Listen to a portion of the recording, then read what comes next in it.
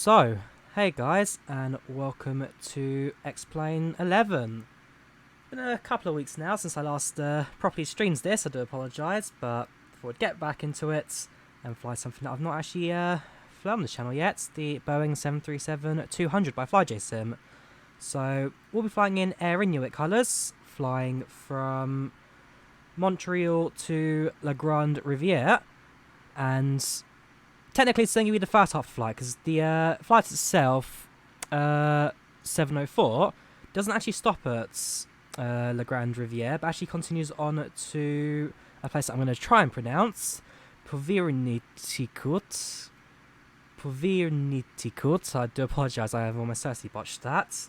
But yeah, we'll do the first leg today. It's about an hour and a half, 2 hours in the air. And then if people are interested in 732, then of course we'll do the second leg for that. So continue up even further north. So we'll be flying this today. Prepare the aircraft from cold and dark. Get it all ready to go. And yeah, it should be a good one today. Very excited for this one. Welcome, Adrianic. How you doing? How are you both doing? So we're at Montreal right now. We'll start to set the aircraft, get it ready to go. Flight time today is just shy of 2 hours. And so we'll get the passengers all on board for that as well. So first things first, let's bring some power into the aircraft, shall we? Ground power's active, put on the battery and emergency lights first. It's the battery. And then, make sure all the beads are off. And fuel pumps we won't turn on just yet, since we do need to fuel up the aircraft. Fuel that will of course come on later. Pumps, all that we'll do. Actually, pretty hydraulic electric pumps now. Window heats and come on. Engine anti-ice and wing anti-ice. I don't think we're going to need today. Temperatures are not too bad. It's starting to warm up now in Canada as the summer months start to get closer. So we shall enjoy that.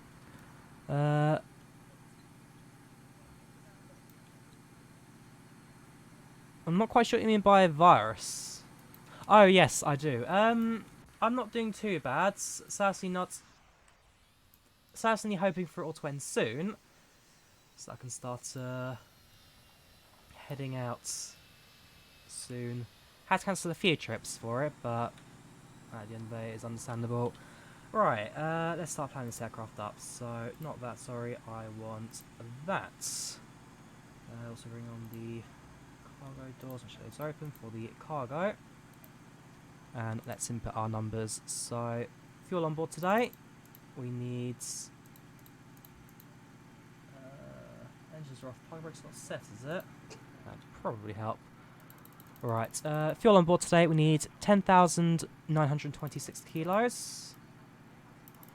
So, click on that a fair few times. 10,925. We need 20. Yeah, it's going to be fine. Just do that. Perfect. Passengers, set random. That will do. And cargo, randomize that. That will also do. Optimal cruising altitude will be 308. So we'll be flying at 320. So it's a little bit above the optimal, but we shall be alright. Welcome, the Agnation. How you doing, man? Long time no see. Right, fuel's on board. Passengers will be boarding now, so we shall load up packs for that. Does that give us the passenger numbers by any chance? I mean, each block represents one passenger. There we go, 83 on board today, so we shall input that. Let's pop up the window, start a new flight, flying in from Charlie Yankee Uniform Lima to Charlie Yankee Golf Lima. Flight number today is going to be, stick it on the project's flight,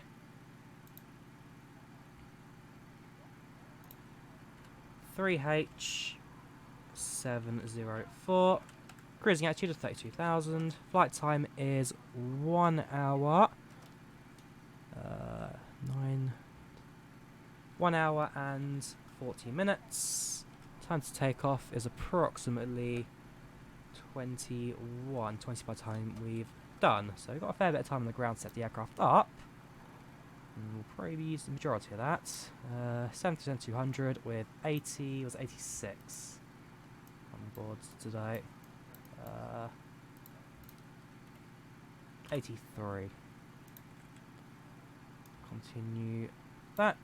No Wi-Fi, no IFE, don't have music or custom safety. We have got snacks, drinks, we have got meals. So we'll start that, and passengers will now board the aircraft. So, why am I flying in Air Inuit colours? I just quite like the aircraft design, to be fair. Not quite sure what's happened to your model. Yeah, the Canadian geese, 3 Canadian geese on the tail. It's quite a nice little livery, that. And of course, being one of the few operators of the 732 still in this state, absolutely worth a shout. Need to fly it again, haven't taken up in a while. Same for me, I mean, I've had this aircraft for a little while now, but I've realised I've never actually streamed it before, so I thought, why not? Everyone's at home right now. It would certainly be of interest to a lot of people. And it's a really good aircraft from FlyJSim. It's a fantastic add-on.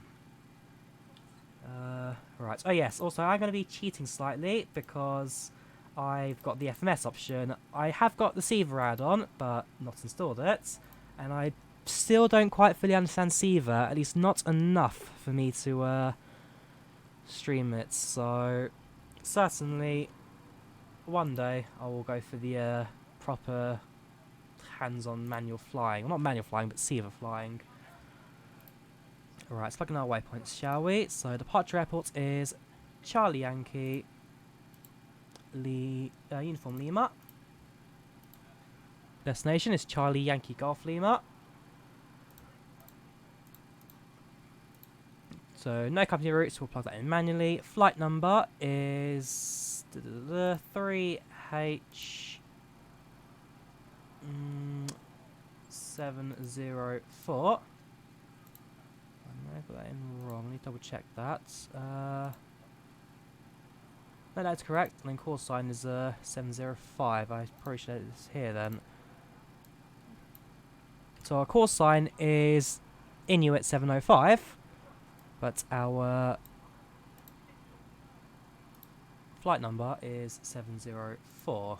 Just make sure I got incorrect.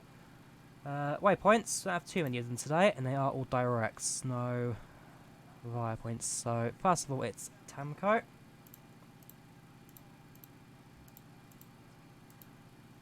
Directs to Livba. Directs to Nosut. Following Iknat. And Vancy. Execute that, stick it into the VNav.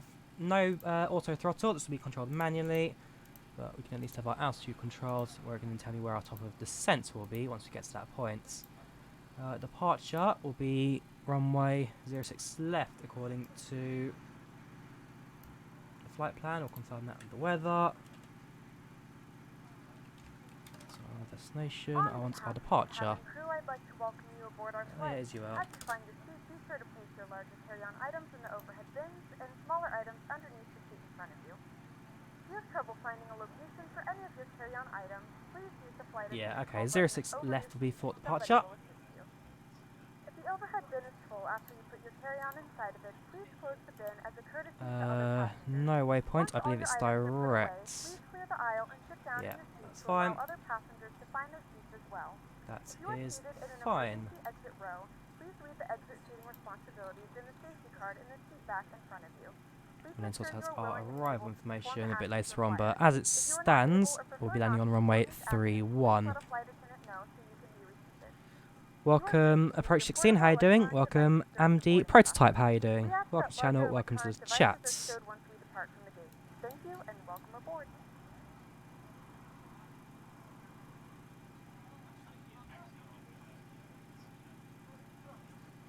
So, what comes next? Passengers are boarding. We have fueled up, so we can turn on the seatbelt sign. Also non-smoking, that should have been on in the first place. We'll also set up the position and anti-collision lights. Strobe stay off until we are ready for engine start. Cruising at 320, cruising at 320. Flying on GPS, so I'll set that up with the flight director on VOR localizer. And that should be that for now. What we'll go on to later. Make sure that the QNH is set. Right now it's 3007. 3007. 3007. And 3007. I've not missed out any other barometers. That does not look the case, which is fine. Cool. One thing I've never understood is why the glide slope thing pops out whenever I set GPS. I'm not sure, it just does that. Fortunately, it'll be a bit of fun because our destination airport does not have ILS or any runway guidance systems, so it'll be a full-on manual landing. That I'm certainly excited for that one. He lied. Cabin is pretty standard, although sometimes the window blinds, yeah, they just close for some reason. When the aircraft spawns, the windows are always like in different settings, so it kind of makes it more dynamic, but at the same time it does make it for a bit of fun. Boarding complete, ready for pushback. Thank you very much. No need for pushback since we are at Air Inuit's own little terminal, so it is about the way and connects to a cargo terminal because they do operate 732 combis majority. But yeah, this is technically Air Inuit's private little terminal here at Montreal. Let's secure the cargo doors. And let's us close the door. So lights off. Retracts the stairs. And door we can now secure. Gonna give the T1054 a go. Enjoy that, man. Right, back to the cockpit, now that we've secured the door. Probably not our job, but hey, no one's complaining. And let's just do a quick final check of our flight systems. Flight plan has been set, I'm happy with that. Flight director's off for some reason, so back to the VOR localizer. Oh yeah, after I switched the GPS switch would have reset. And at this point, turn on the APU, make sure that the rest of our systems are active. Left hand fuel pumps on, please. APU start.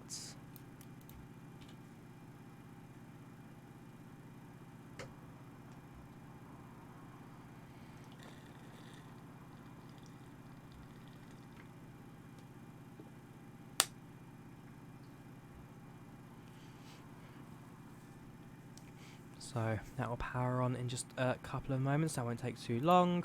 Start up on Product Supply as well, so you guys can now track me on that.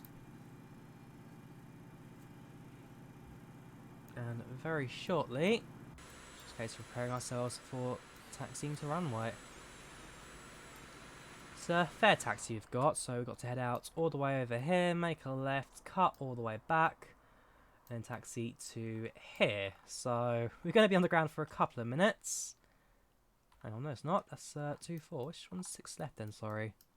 I'm going crazy, that one's 6 left, so actually it's not quite as long a taxi as I thought.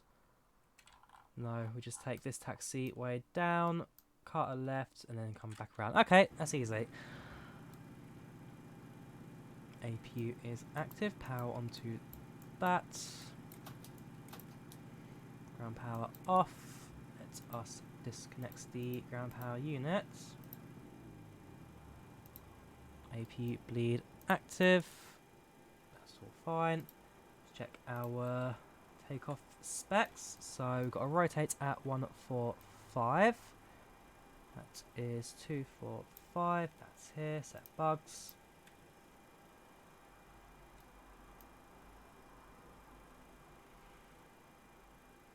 Yeah, so flaps 165, yeah, that makes sense. And there'll be a flaps 2 takeoff, so we will remember that. It's not very long flaps, but I guess it is a small aircraft, not too heavy, and quite a shorter takeoff run. Right, let's us start up our engines and let's get ready to go. Fuel pumps active. We have got sensor tank fuel, so we'll turn those on as well. Fuel dampener active. Make sure that everything else is as required. All looking good. Engine to start.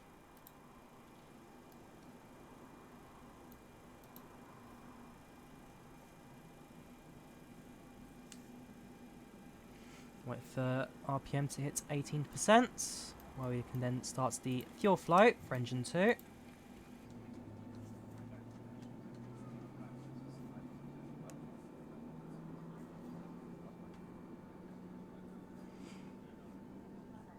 and gentlemen, please direct your attention to the front of the aircraft for a safety demonstration. When the seatbelt light is on, please make sure that your seatbelt is fastened low and tight across your lap. To fasten, insert the metal fittings into one another. There we go. Tighten by pulling on the loose end of the strap. That's the To release your seatbelt, lift the upper JT3J, the engine that the 73 has. In the event that the seatbelt light is not on, we suggest Probably that wrong you there. keep your seatbelt fastened Anyhow, in let's case start of up engine unexpected 1.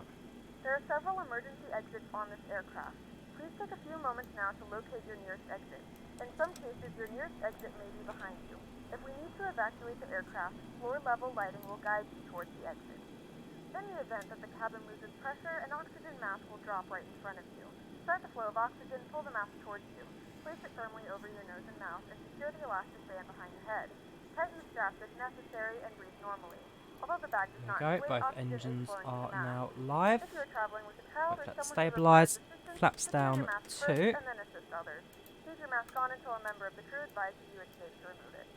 Power In the onto unlikely the event of a water engines. landing, a life vest is AP located bleed in the pouch off, under your seat or APU between the off, armrests. engine When 1 instructed and to 2 do so, bleeds open the active, plastic pouch and remove the vest. Flip it over packs your head. on. Wrap the And now strap around pressurise your the waist and aircraft. buckle at the front. Pull the strap to tighten. To inflate the vest, pull firmly on the red cord only when exiting the aircraft. If your life vest does not inflate automatically, blow into the mouthpiece for Oh manual yeah, inflation. probably should turn the strobe lights on Each as vest is well. equipped with a Try whistle not to and forget light. that. If necessary, Taxi use lights the active since we're now ready as a for secondary taxi. push-to-device.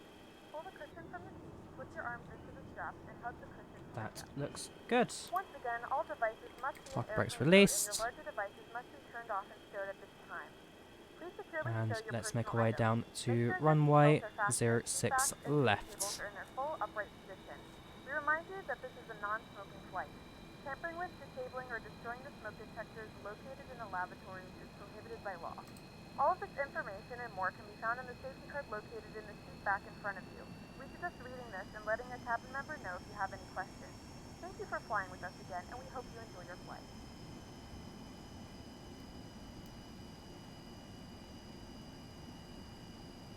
So we're about 7 minutes ahead of schedule at this time.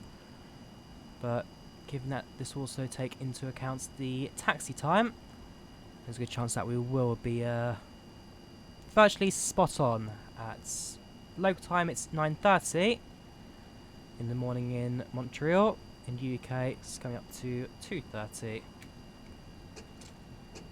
Bit harsh on the time there, I must admit.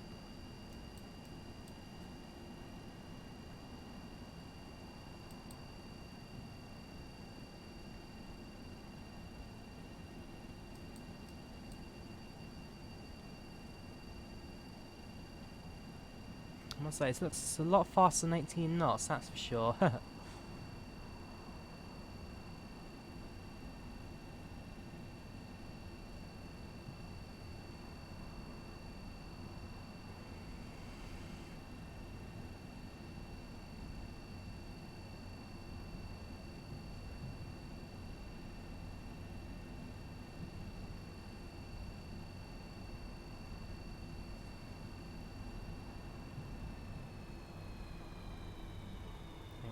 little bit faster right now, but it is a straight line taxiway, so don't get into too much trouble with a little bit of a speedy rundown. Yeah, it's a beautiful aircraft, this 732, the first of the successful Boeing 737 series aircrafts, and it's still built to this day in the form of the not so well received 737 MAX.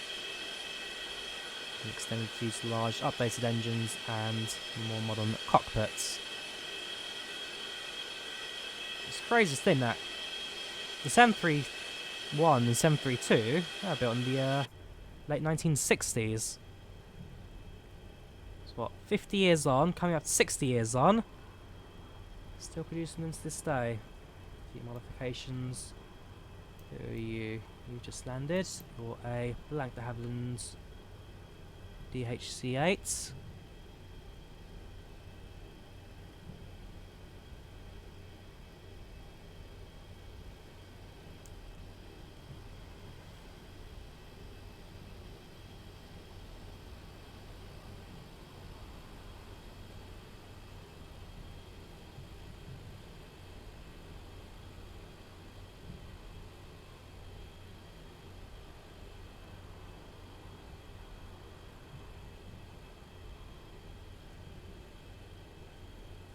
Here you go, so we'll be crossing a runway in a couple of moments.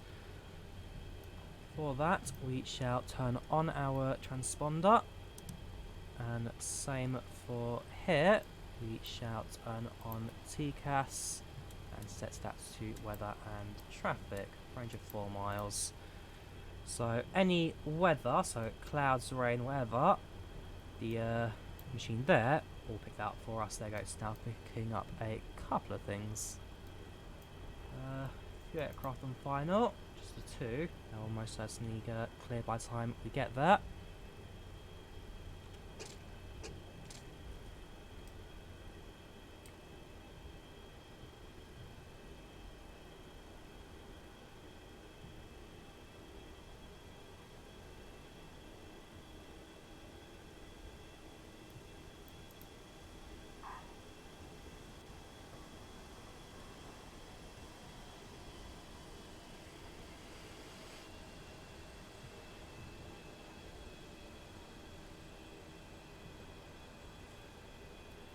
Entering active runway, those will come on, the runway is clear.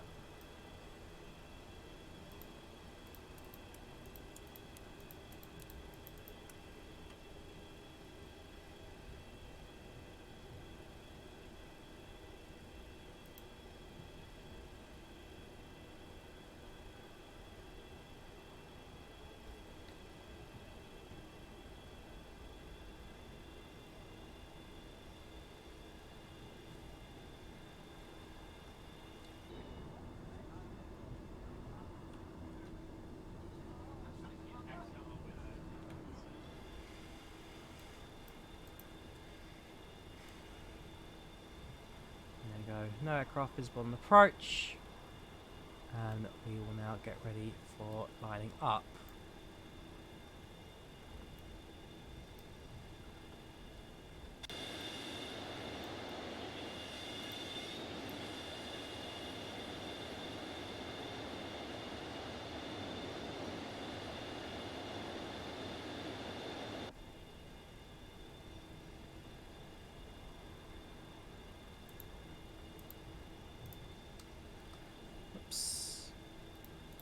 Cabin crew, please be seated for takeoff.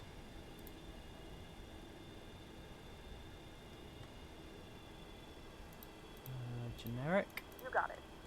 Whoops. Clicking away from the simulator, I'm afraid I have yeah, you click away from the simulator and your joystick disconnects from it, so bit of a overturn there, but that's fine, we can manage that. Tax lights on, that's all set, TCAS is set, weather, starting to looks a bit clearer than what the radar is telling me. Aircraft approach, we have got the runway.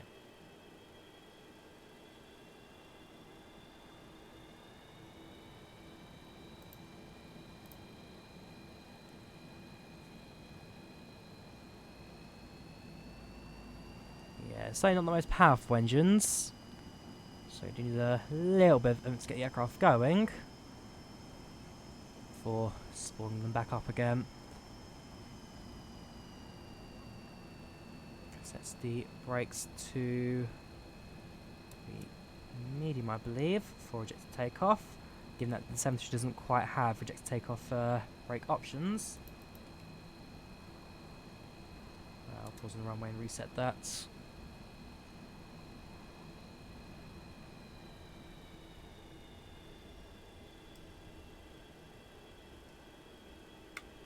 Right. Brake set. No. Okay. Presume we don't use that then. Right. Engines 50. 1 and 2 are stable.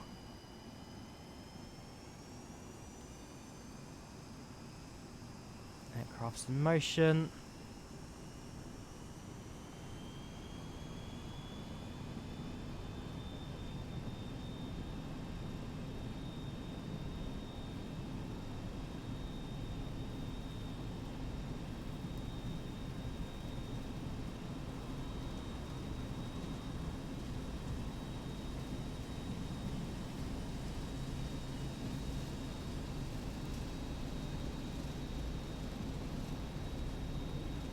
V1, rotate,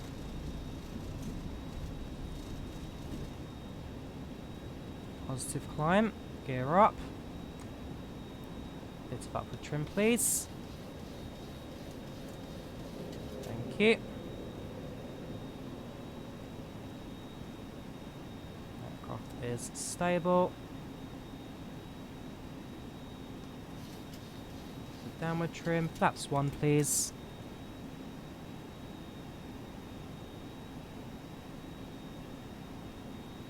Flaps up.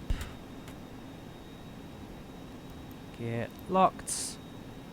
Autopilot aileron set to VOR localizer. That will now keep the aircraft on track. And before too long, elevation set to airspeed. And we will set the aircraft to fly at no more than 250 knots. Welcome Goran, how are you doing? Welcome to the channel, welcome to the chats.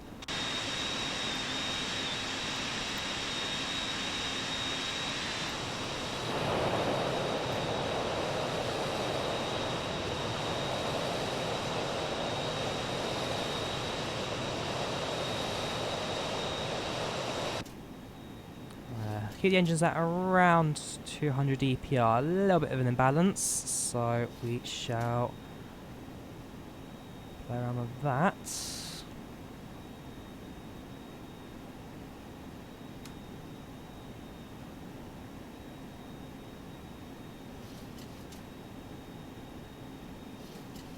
There we go. And so we'll leave it at around 200 for the duration of that climb.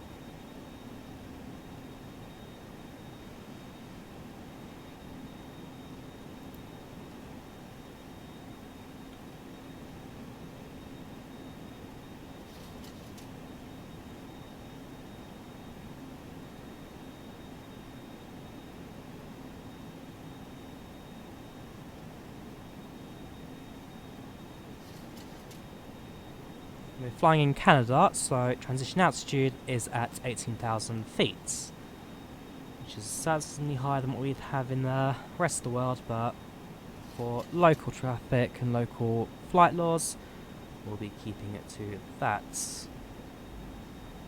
Passing through 7,600, so another 2,300 to go, 2,200 to go until we reach 10 and switch off the landing lights. Flight is calm, weather is calm, so almost certainly the seatbelts will be switched off right away as well.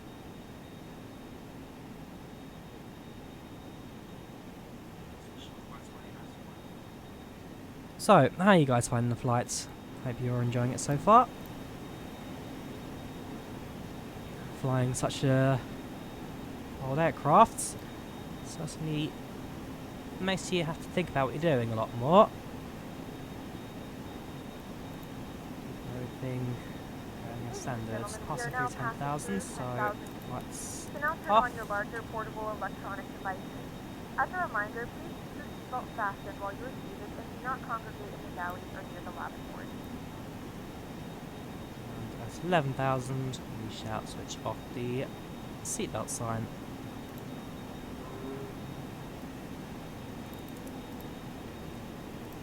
And let's tell PAX. Now we have done that as well.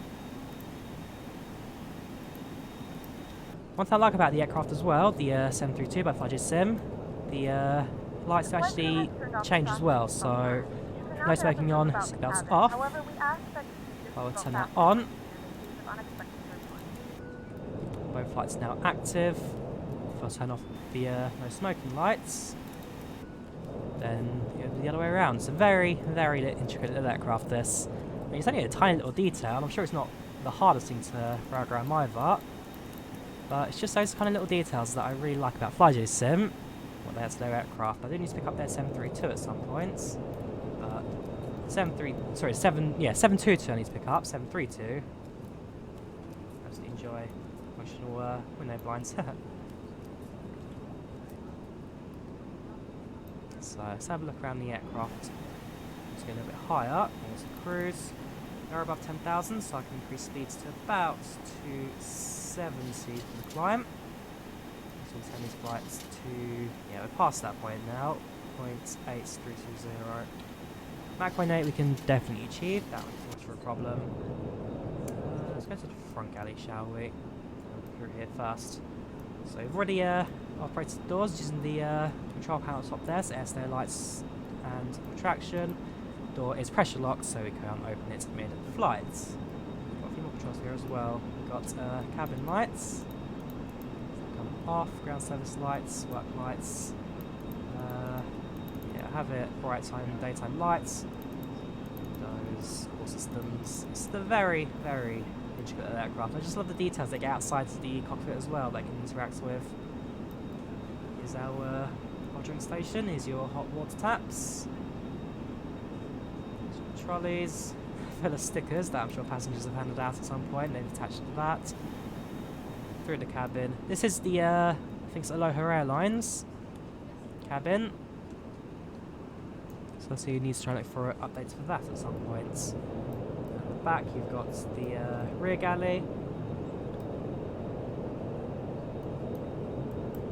You've got... This is not the light system at the back. You've got the rear toilets, and then you've got that.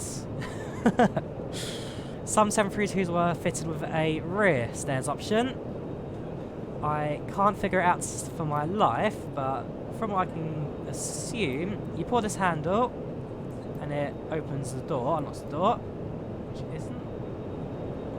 Oh no, it is tight, it's just...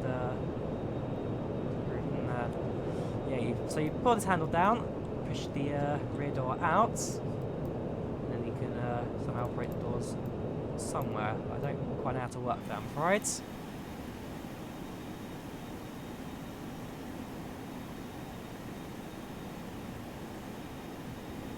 passing through 18,000 now, so we can set the altimeter to standards to 2992.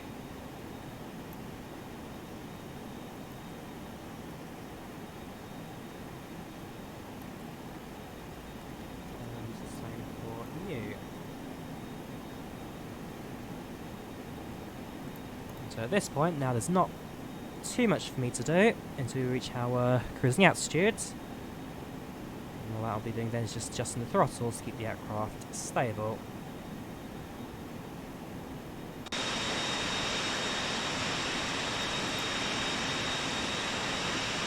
Otherwise I think the lights has gone rather well so far.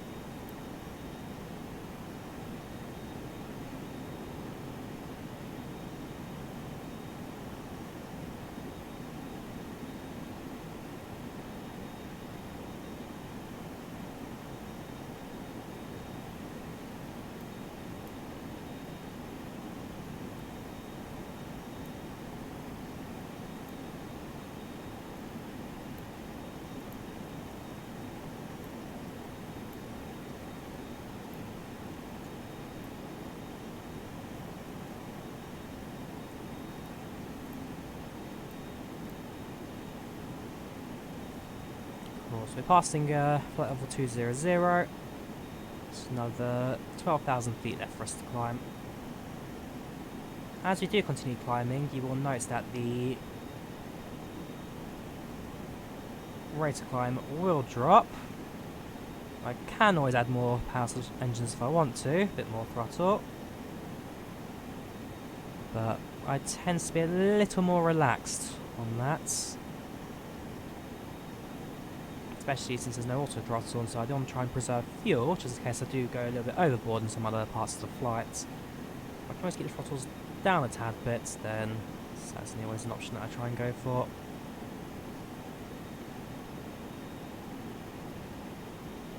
Let's have a look at the information at the Grande Riviere. CYGL.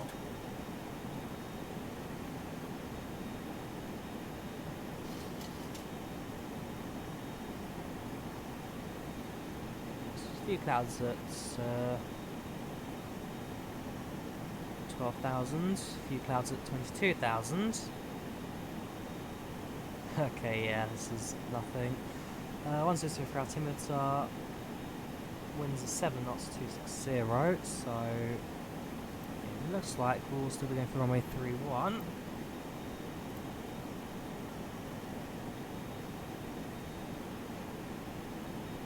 then we'll be manually guiding ourselves in at that point.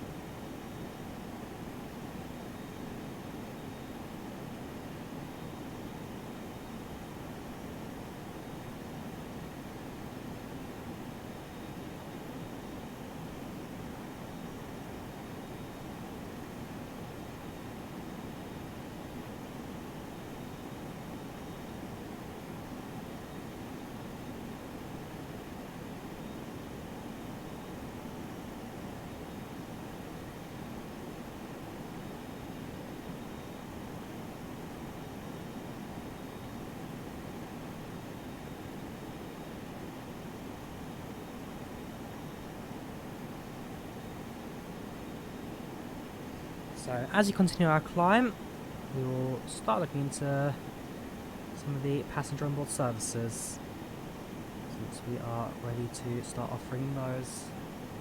The flight, as I say, is about an hour and 40 minutes long, so as we do have a chance to provide for our packs, we'll go for a flight request for snacks. Not a problem.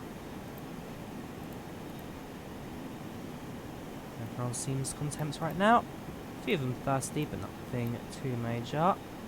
Passengers are thirsty, and it probably would be worth doing a drink service at the same time. Request drinks. Alright.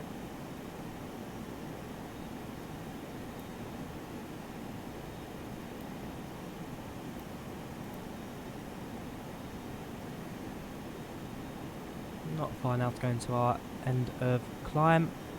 26,260. So it's a decent rate up. The ground scenery below us. License to take its shine here in Canada.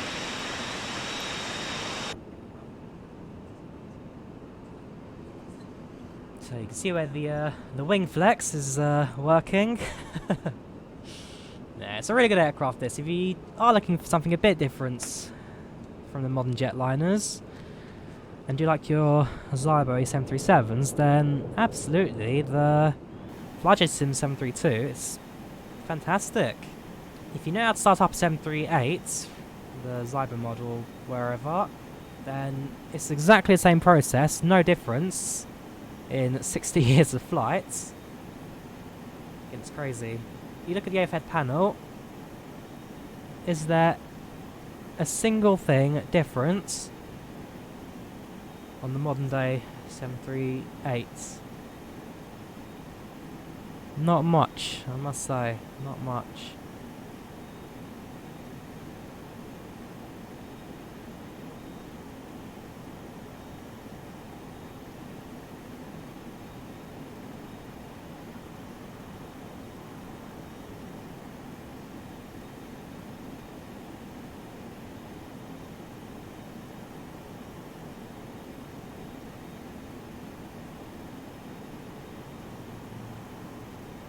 Welcome, Katie. How are you doing?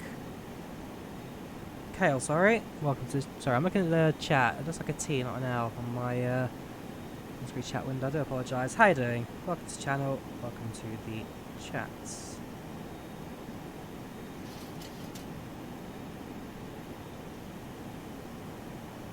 The 8 to 0. Not long to go now. Just the Air Inuit colours. I love those Canadian geese. It's a very nice livery for Air Inuits. Welcome, Thunder Chad. How you doing? Welcome to the channel. Welcome to the chats.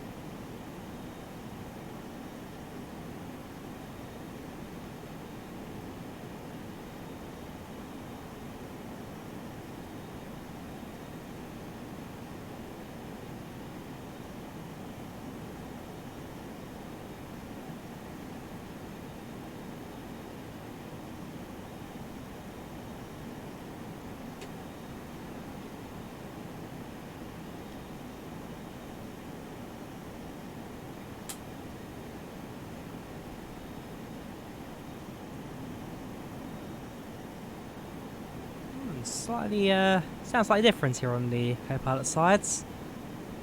Extra fan or something blowing.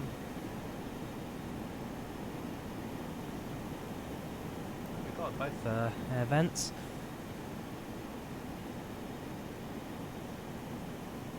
Alright, so looking at the centre fuel tank, we are soon switch that one off. Both left and right tanks are currently full. That if I want to. Again, little testing features as well on the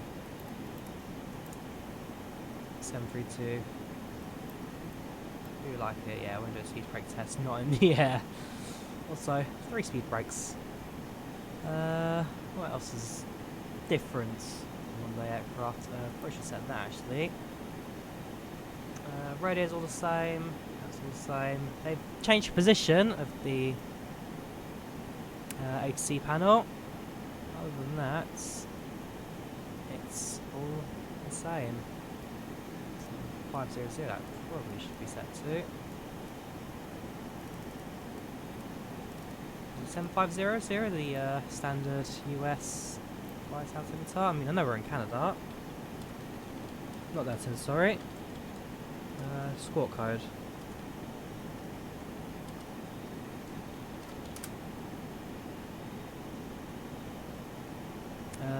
North American Airways North line.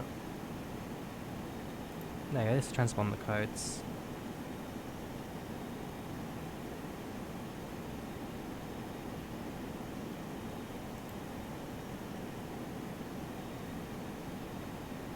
(1200). Sorry, not 75. 75. That shouldn't be in that codes. I should have realised that. Yeah, 75 is the code for hijacking. Not something that I particularly want to show off. 1200 is the standard flight rules when no other has been assigned.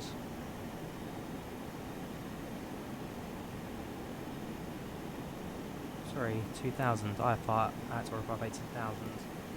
Yeah, I've got different codes, positions. One day I'll learn the US ones, UK ones are slightly different.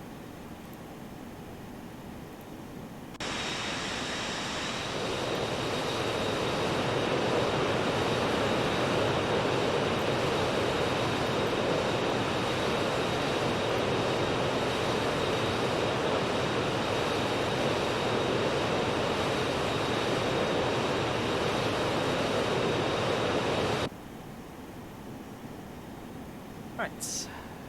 31,310. Get a buzz, which tells us that we've got 1,000 to go. And then what I will probably need to do is just adjust the engines to hit around 190, 185. That will sort this out quite nicely. Now on our longest bit of flights without waypoints, next one is Vancy, 267 nautical miles, and then it's the airport after that. We'll presume that's the landing runway stays the same at 3-1. Does it come with a freight variant? I don't think so, I'm afraid. I don't think so.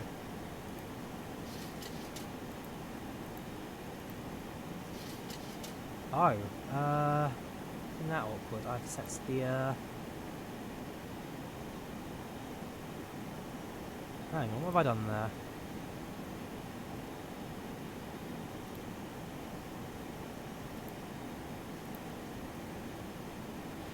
That's what I've done. I've set the airport wrong. Whoops. Let me fix that, shall I? Should have checked that. Charlie, Yankee, Golf Lima.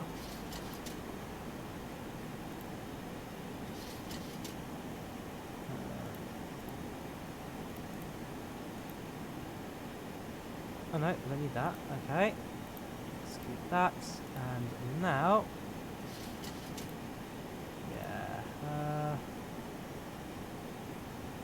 Our waypoints are too bad.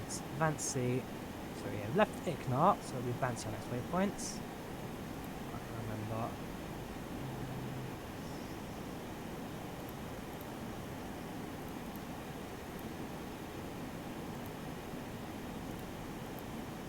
Oh, that works out quite nicely actually. In a few moments, our lovely flight attendants will be starting our yes, after Vancy will start on top of descents, that's what downward arrow means.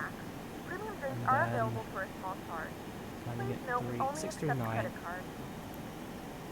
Check the landing, which again was 3-1, was it? Yes. Oh, now available. No transitions, I don't think. No.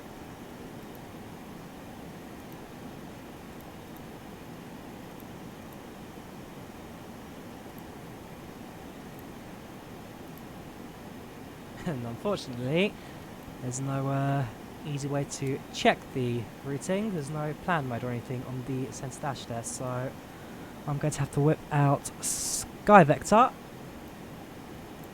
and have a look at it myself.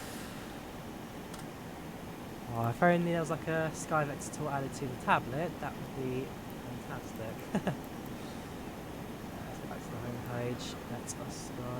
We've got Navigraph, but I don't actually have it, so I have Navigraph accounts. Routes.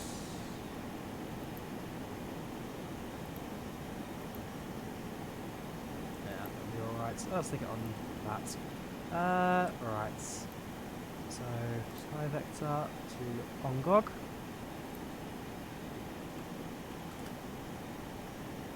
That's fine. Let's go. This is a really nice approach.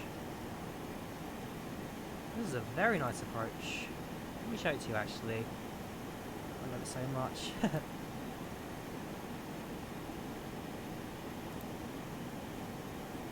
So, Ongog. We fly into here. And then Descott. It's a straight line path in, so I thought that'd be a bit more challenging. It's a lot nicer than I was expecting there. I'll keep that.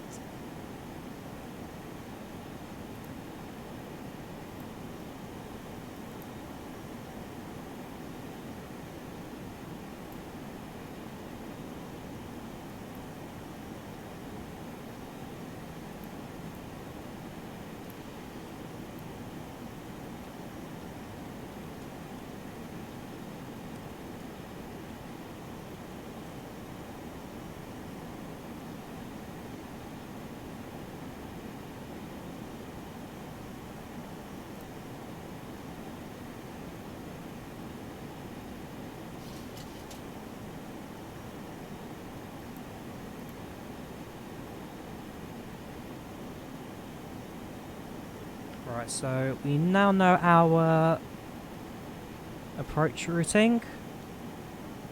We know that we're going to be descending after Fancy. 135 miles to descend there. It's not a bad amount. It's down to 2,000. And then basically we just follow the path in through Ongog, 6 miles to Descartes, and then it's 4 miles to runway 31.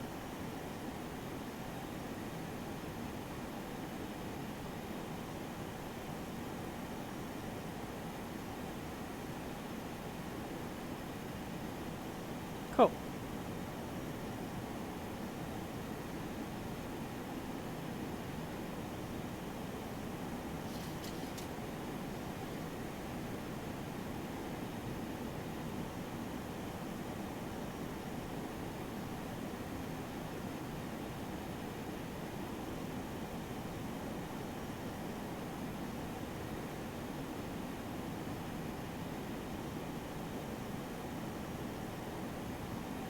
Bring back the throttle just a tiny bit now, cruising at Mach 0.81.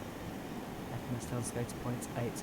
So we shall small adjustment, see what 195 does.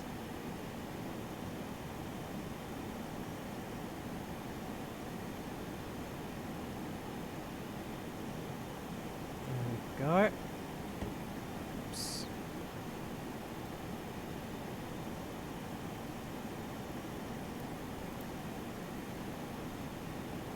Should keep a stable speed there, as it does.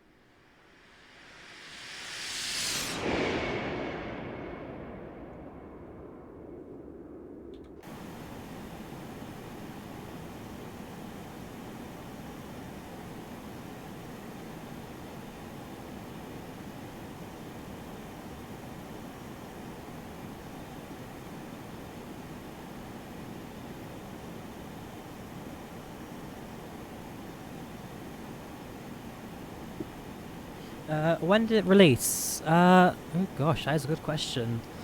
FlyJSim released this back in... Let me check that for you.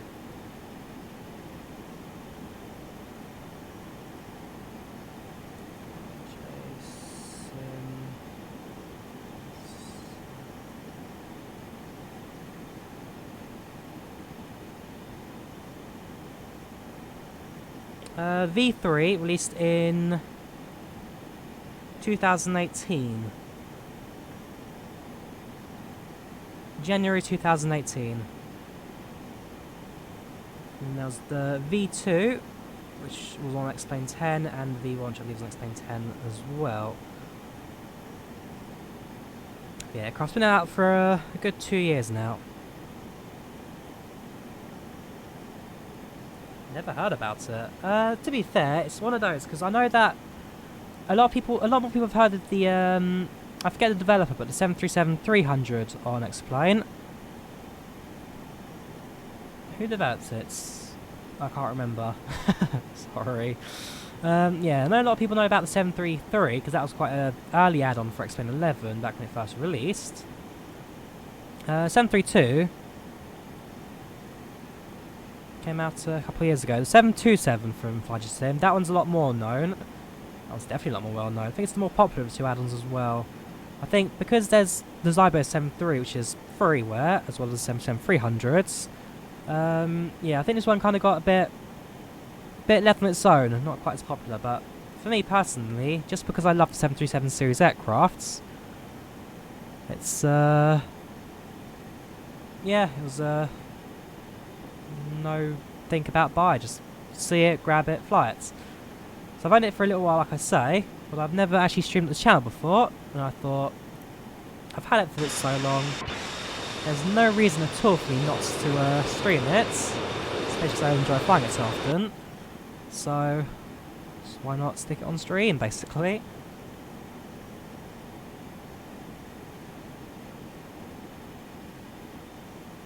$198 miles now to our next waypoint. And also, at that point, we'll then start our descents. Would I rather fly this or the Zybo? I mean, they're both exactly the same. They're both 737s. Just one of them has glass cockpits. Out of the two, it's difficult. It really is. Because the Zybo 73, the Dash 800s, I mean, that's just a standard modern day 737. While this is a bit more heritage, a bit more of a classic. Well, it is a classic. Before the classics, Jurassic. Yeah, it's a difficult one because I'd fly them both, but I'd fly them both for different reasons.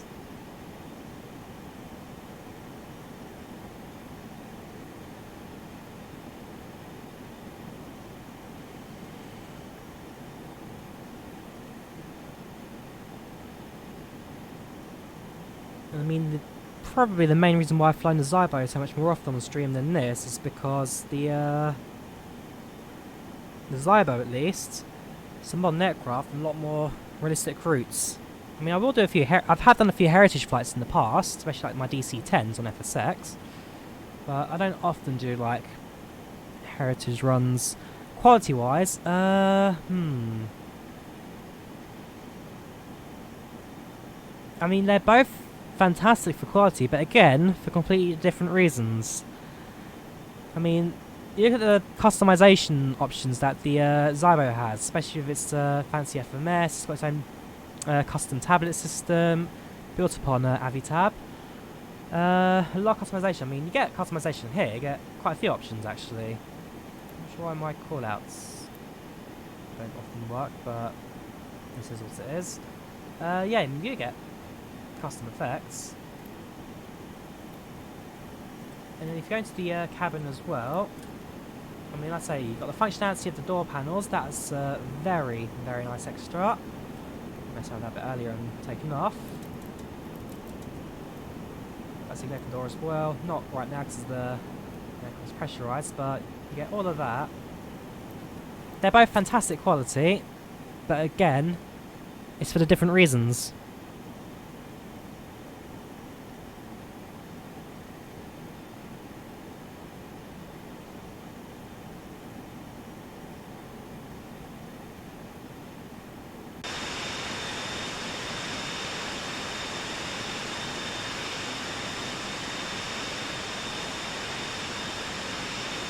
And yeah, it's a beautiful, beautiful aircraft this. I mean, even with the small original engines.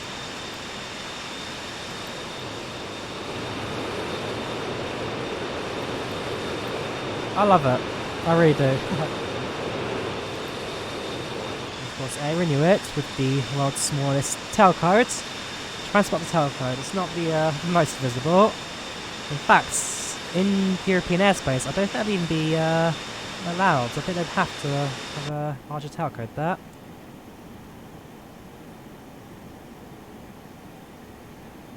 Yeah, EU regulation, there is one that requires the tailcode to be at least of a certain size. How big is it as well? No, nothing on the wing, nothing off the wing.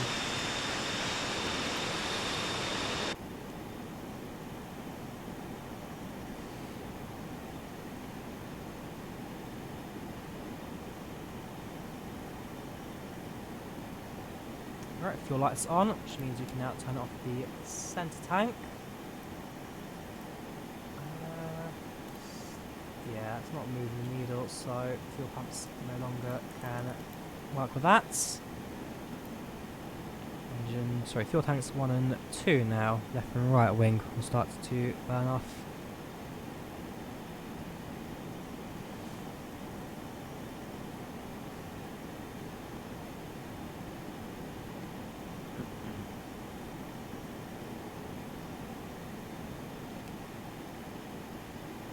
164 miles. So we've got a fair bit of cruising left to go. We're not actually halfway yet. ETA 1447 Zulu. We should be landing at around...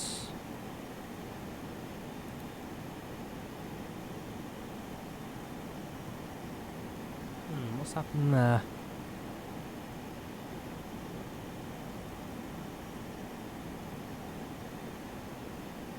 I forgot. I forgot about daylight savings. Okay, that's fine then. 15:10. Yeah, we are set to land about 20 minutes earlier right now. In fact, the easy way to check that out would be through packs actually. So yeah, we don't expect to land for another hour and 4 minutes. In reality, what, about 14 minutes from landing, really? 14:47. Yeah, this is local time, so it's not going to be the easiest to... between... Where is it? Clock. There. Zulu. So it's 14:05, 14:06. Okay, so yeah, we are set to land in about 40 minutes, give or take the approach. I'm sure there is another easy way to get the Zulu time rather than mess around the clock there. Must be open the second one.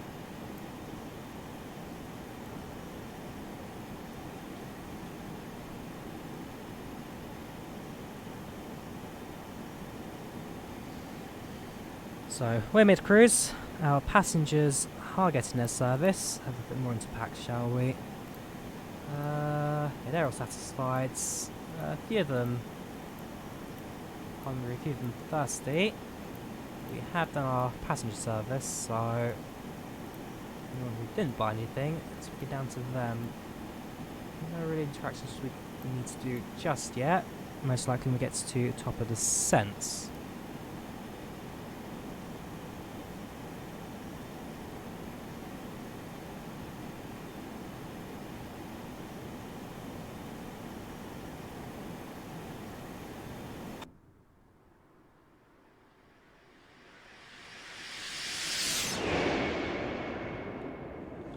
So have a look at the temperature.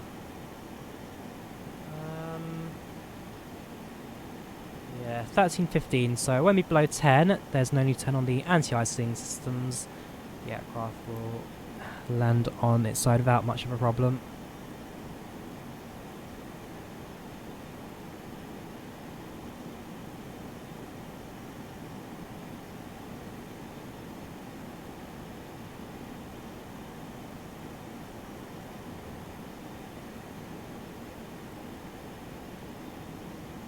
No, this is not Vulcan beta. I am sticking to 11.4 until the majority of add-ons become compatible. I mean, my system can handle X-Plane without too much of a problem. So I want to make sure that everything works first before I do make it onto the next updates. Likewise, I've heard a couple of people say that it's quite an unstable beta, so... especially for streaming, I don't hopefully want to deal with any crashing or anything. Not aircraft crashing, but sim crashing, so... I'm personally holding it out just tiny bits longer. Nope, this is XP11 11.4.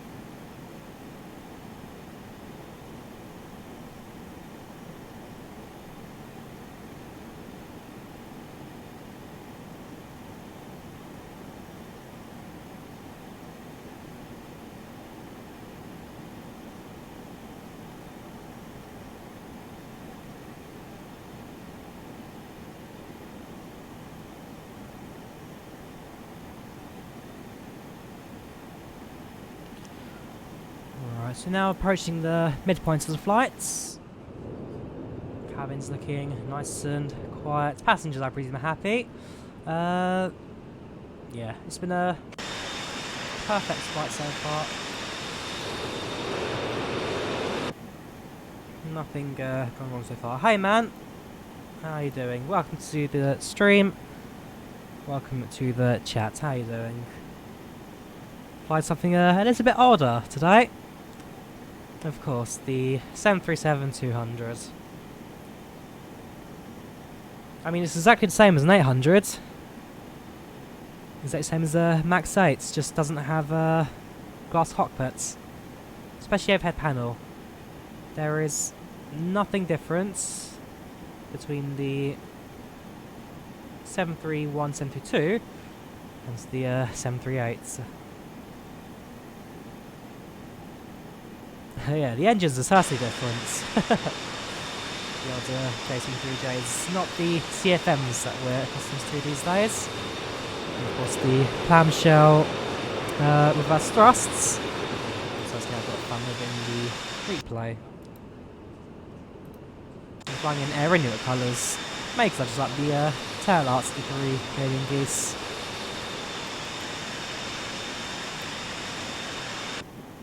Yeah, 737-200. It's one of those aircraft that I do want to fly. If I ever go to Canada, absolutely will book myself a ticket on, regardless of the price. I mean, it's the aircraft that started off the Boeing bestseller. They're ancient now. I mean, okay, modern 737s have got modified cockpits, which I can actually do here. So, I can put in a TCAS VSI, modern digital display. What else can I put in that's digital? So that's it really, just the TCAS VSI. Fair enough.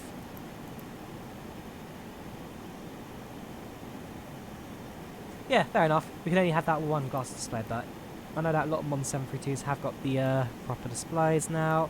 We have got the FMS, because I don't quite know how to use a Seether module properly. I can basically set one up, but I'll never be able to actually use it.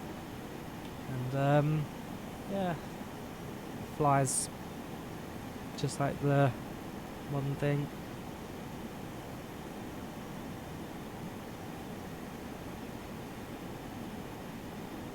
And the model by FlyJSim is really, really well done. Fantastic detail. Look at the mirror there. It's very dynamic. This does actually change what's going on out the front. It's crazy doing that. Yeah, definitely not a Rolls-Royce Trent 1000. I don't think we'll be seeing one of those on the aircraft just yet. Given that the size of the fuselage matches that of the engine. So how are you doing, man? How's your long period of flightness doing, actually? The moment you get back to work, do you still remember how to turn on an A350? Do you still remember how to set up the FMS? Or is this now long distant knowledge that everyone no longer remembers?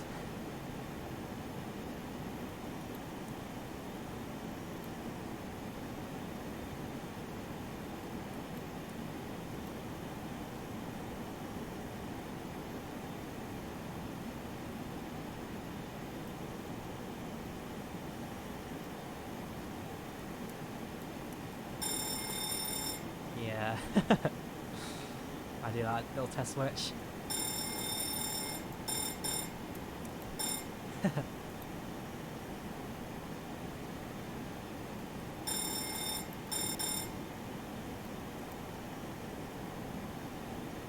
Oh, you're going to med school. Fair play, man. Congrats. Wish you all the best.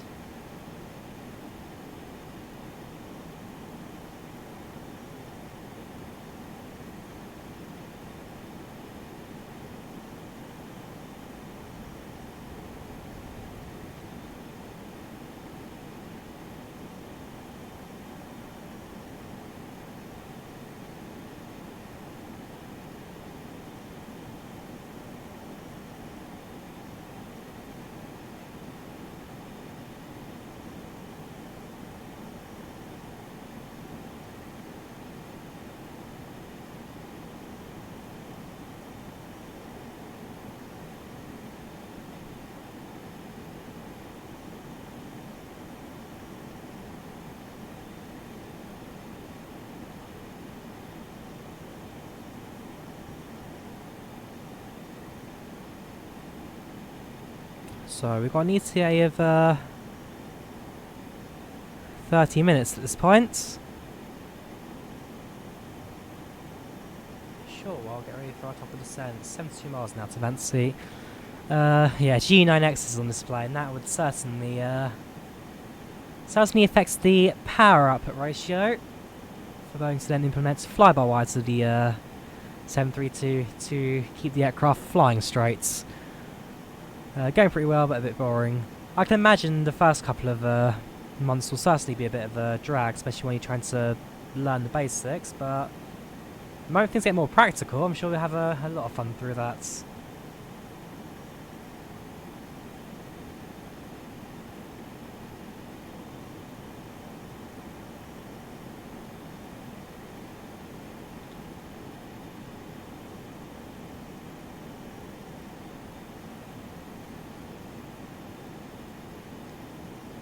Oh, I should probably turn the galley power on as well, actually.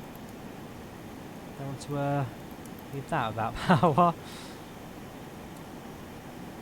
Yeah, that's fine.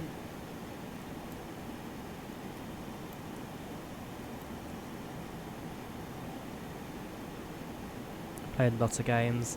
That's all we can do in this time. Work's been a bit slow, but what can you say, really? The whole world has slowed down. Today I should be in Mallorca actually right now. A couple of weeks ago I booked flights to Palma de Mallorca, and I should have flown there today. Tomorrow morning I should have been doing some scuba diving just off the coast before flying back to London. But no, it's one of my trips that had to go bye-bye. I should have been in New York next week. Fly out on... when will I fly out? It's Friday. Or Saturday even, and then returned next Friday, but again, that got cancelled. So I've lost New York, I've lost Palma de Mallorca, and I've lost Dusseldorf, although Dusseldorf was a couple of weeks ago now.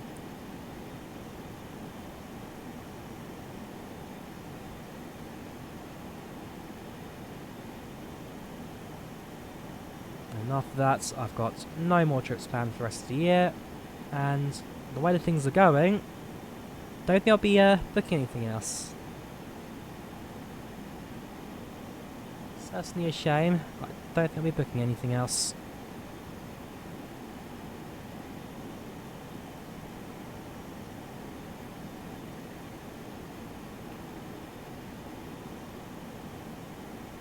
$83 hours and 2 weeks on Steam. That is a fair bit there. Ouch.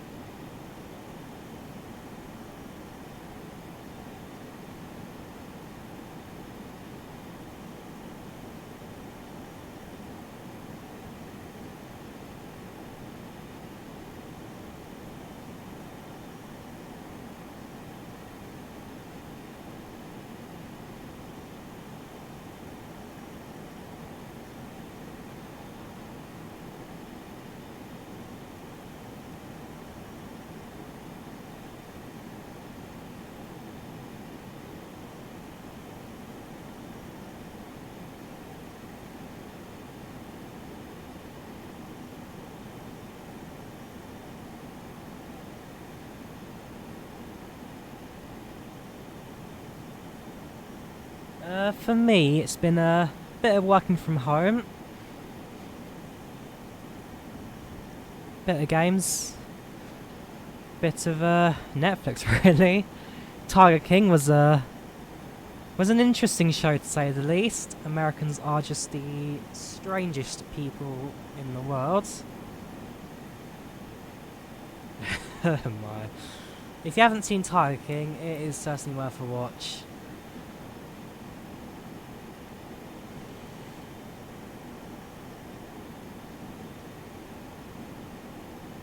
And the characters in that, I mean, it's all real, it's all a true story, and yet it just felt like a crazy, crazy pantomime. Oh my words.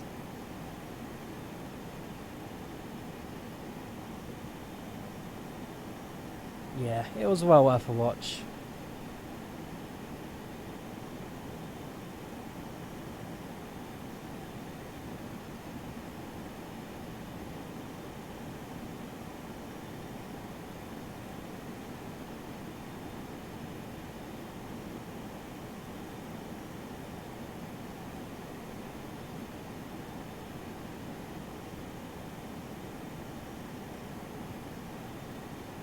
Any plans for today? So I'll do this stream, I'll land, and then afterwards I will probably be doing a bit of work, to be fair. And I've got no plans to go anywhere, no plans to see or do anything. Let's just stay at home, see what I need to get done. I'm trying to complete a few tasks, really.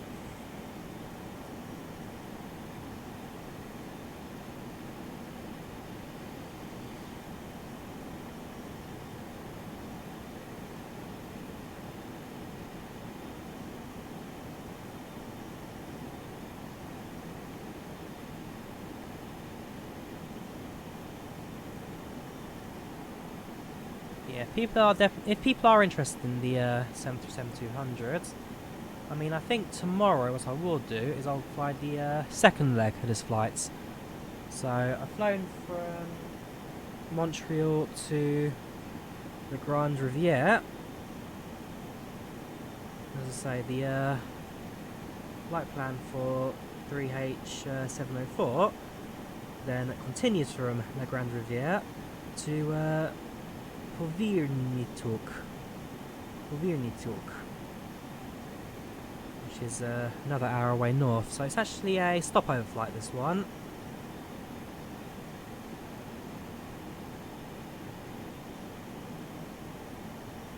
H704 is a 5-hour combined flight. So tomorrow I'll do the second leg, and then after that, see what the week gives us. There's a couple of videos that I definitely want to do. Problem is I just need to get the timing right on the clips recorded.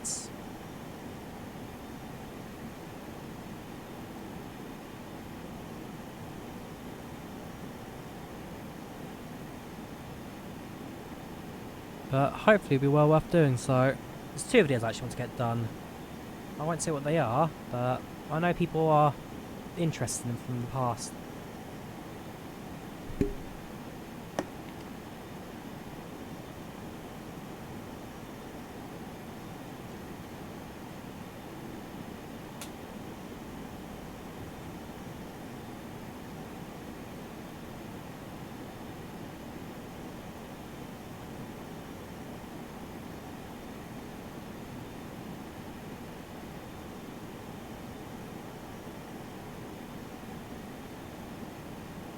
How long now to the waypoint? 7 miles. Okay, so very shortly we'll start planning our descents into destination.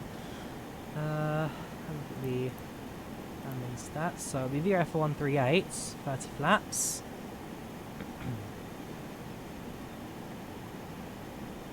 KH1018, but I'll get the number off the tablet, get the American standards. We've got plenty of fuel on board. We wish we would burn that to get a lower weight. Yeah. Space standards, 30 flaps, 138 VREF. There's the waypoints. So I need to get this aircraft down to 2,000 feet in 135 miles. I mean, that's easily done. you can do work from home, for it's a little bit harder. Yeah, I can imagine that flying the daily Helsinki to Shanghai from your living room is probably not the easiest thing to do. So you require a bit of skill, that.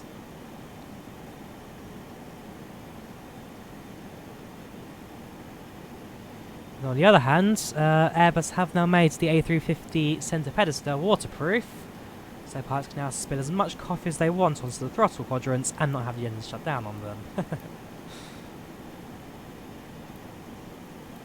Right, so how many miles do we think it will take to send this plane to 2000? Not quite 120, I think we'll carry on to about 100 miles. And we'll do a shallow descent to about 80. Kind of do it all in steps.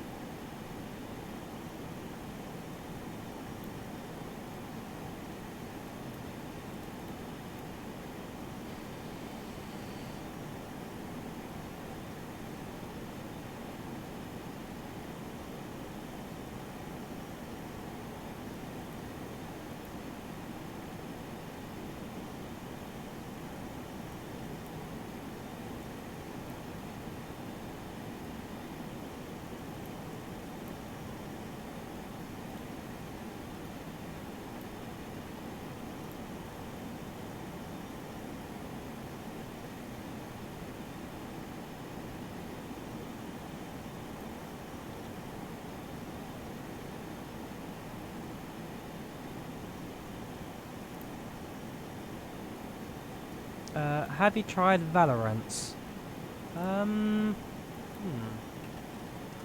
What is it, first of all?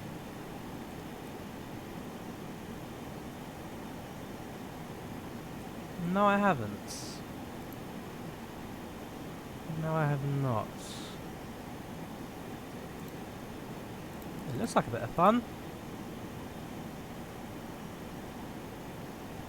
Alright, it's enclosed beta.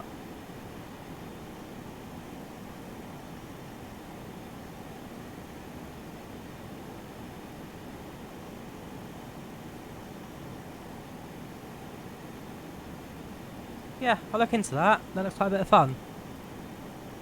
Pin the tab.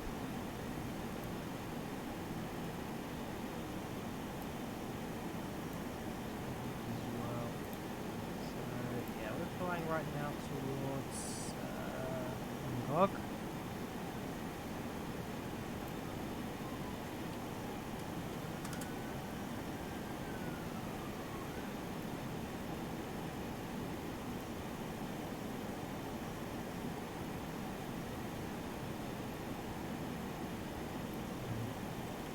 Yeah, this is a nice approach we've got ourselves on. Which can relate to map. Where is this festival? It's the same place. Yes, it is.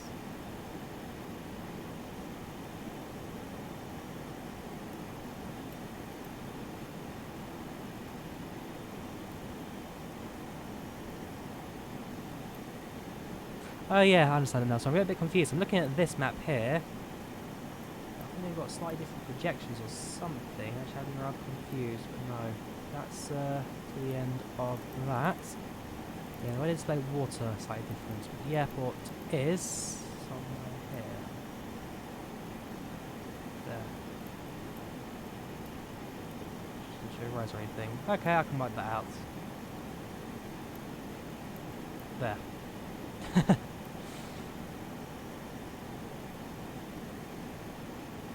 Get the band game for watching the stream switch. Okay. Cool, cheers for that. I'll definitely go for it.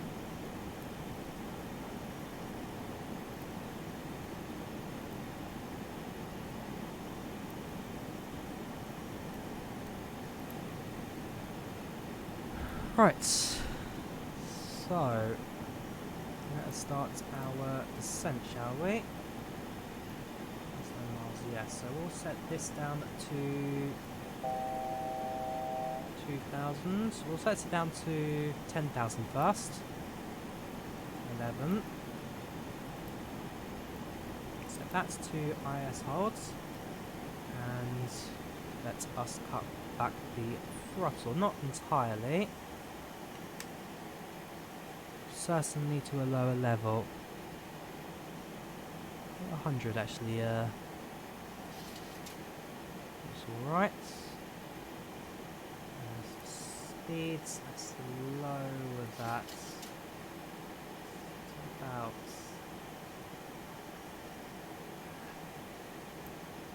275. Yeah, tries to land to know where the airport is. And we have no navigation systems to help us there. All I know is that the flight plan will guide us to a runway. It's whether or not I can actually do it, we'll have to find out. So a bit of fun that. We have no navigation, no active ATC. It's just me, the 2 engines jetliner, and the map. I mean, if I really wanted to go for it, I could always fly the I won't mess around because it'll actually destroy the navigation, but there is an option which basically gets rid of the FMS entirely, and you just fly hoping for the best, basically. Not even a deceiver, you just fly with nothing.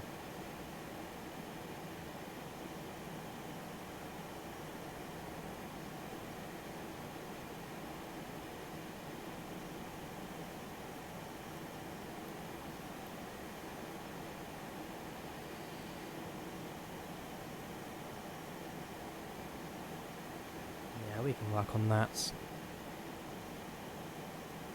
How hard can it be? Said every man ever. Let's increase the throttle slightly as well, because the descent rate's certainly more than I was anticipating. Try 120. Oh yeah, we have got a tablet, so I can actually use that to navigate. Possibly. And what data is here? Zoom out, it's at the end of this lake. Near these two roads, the road goes around it. There.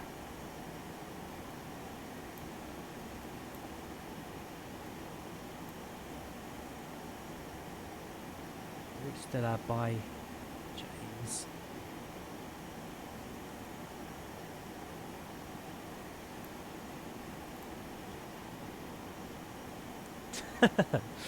Yeah, not the most up-to-date thing in the world. Good old 4:3 screen ratio. Welcome, Matthias. How you doing? Welcome to the channel. Welcome to the chat. Favourite XP add-ons are the 737NG and the Max. Yeah, I do like the Zybo. Nice little aircraft. Maps. Nope. Routes. Nope. Maps. Nope. What am I doing? Airports. A bit more throttle because again we are descending at a fair rate there. And to be fair, I'd much rather be higher and doing a hold loop than lower and holding the aircraft level for an extended amount of time. Yeah, that's a bit more stable. Once we get to about, let's say 20 miles, 30 miles, then we can absolutely increase our rate of descent.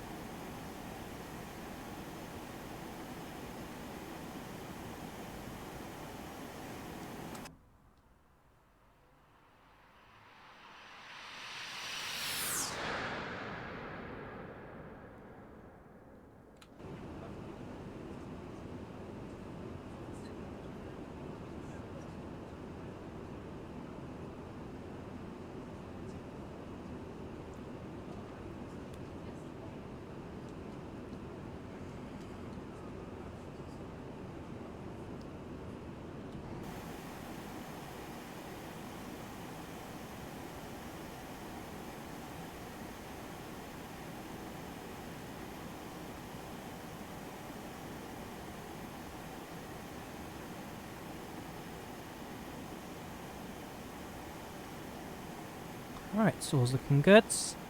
Aircraft sending at about 700 feet per minute. It's fairly shallow, but again, as I'm flying this with my own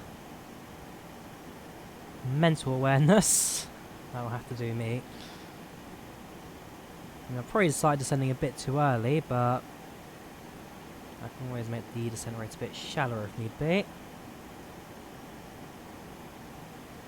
Refresh my tablets. Weather right now still looking calm. Winds are up to 9 knots, 260. The same runway.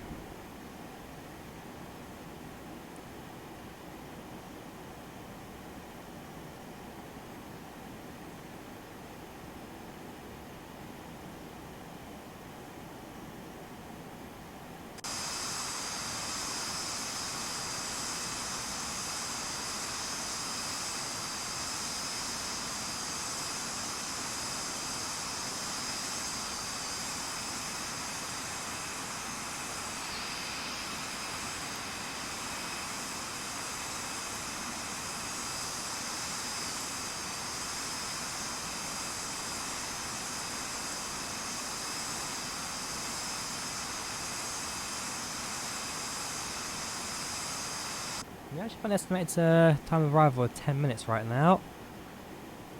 So I may actually be a lot closer than I think.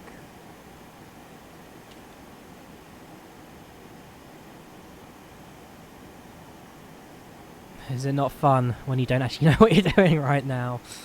I'm just glad that the waypoints are far enough away that they are in the hundreds of miles, so... That being said, if waypoints are more frequent, the altitude sets be more frequent as well. Made some waffles, fair play, man. Had some pancakes this morning for breakfast. Dinner tonight will be chicken drumsticks and chips. And that's another thing actually I don't get about Finnish culture. I mean, I generally have 2 meals a day. A brunch, so a late breakfast, early lunch, and dinner. In Finland you'll have breakfast, lunch, afternoon snack, and then dinner.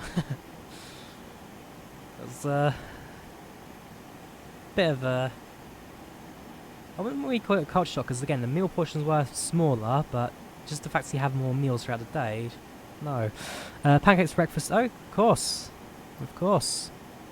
Have it with like jam, fruits, yogurts, golden syrup sometimes, or maple syrup sometimes. Yeah, pancakes, perfectly alright breakfast.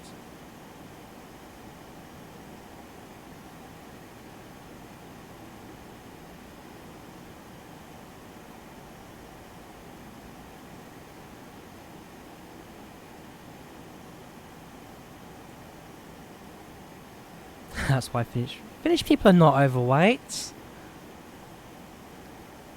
Seriously, I go to Finland, half the people super slender because they've been in the army for like the last 6 years or whatever. Seriously, Finland does not have a weight problem. Certainly not to the extent of the UK and the US. I mean, stuff like in America it's 1 in 4 people are overweight, the UK 1 in 5. I'm not sure what the stats are for Finland. I mean, I'm not slender myself. I wouldn't mind losing a couple of kilos, but we'll see how that changes in the future, really. If I have the if I have it in me to really start dropping it. Alright, 23,000, 38 miles. Let's increase our descent right now, shall we? Increase.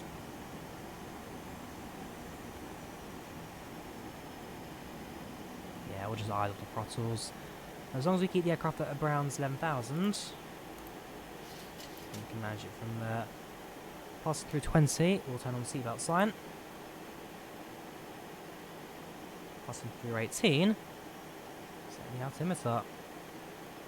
Right, guys, when we get to about 18 as well, I'll set the airspeed to drop below 250 knots.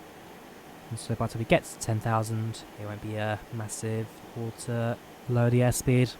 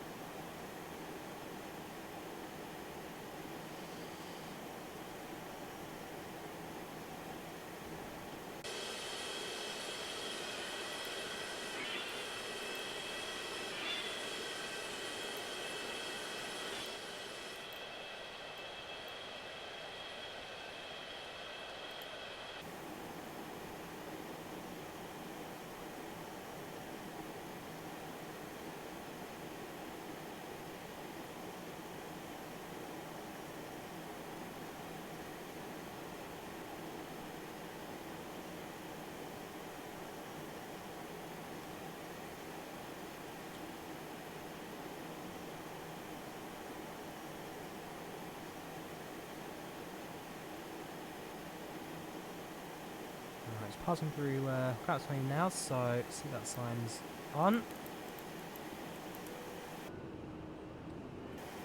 Let us alert the flight attendants that we've done that as well. So type on. And altimeter is currently at 3003, so we'll get to about Ladies and gentlemen, the default sign is 18,000, now set turned on, this so is it's 3. time for 371. Yeah, you're definitely lighter than me. Although I'm a bit taller at 186.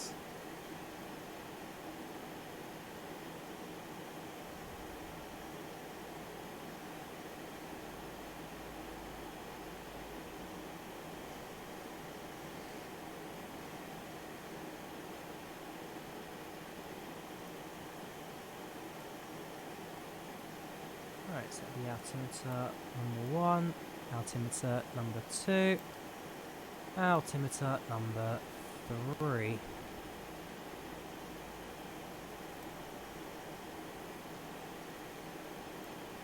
Going around the airport today.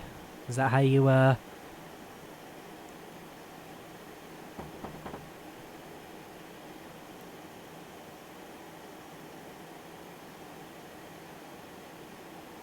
back in 2 seconds.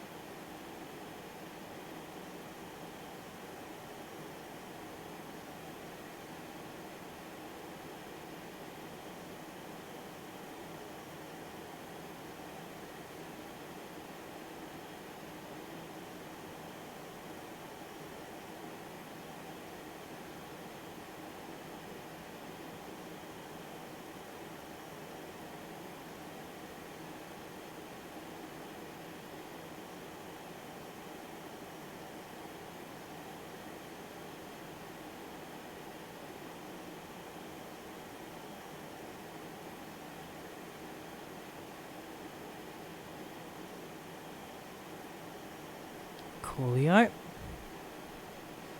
Oh, you're back in Toronto, are you? Alright, pass through 15,000, 11. Yeah, we're doing a little bit higher than I'd probably like to be, but nothing that we can't manage. Bit of spoilers will help. Oh gosh, those things are massive.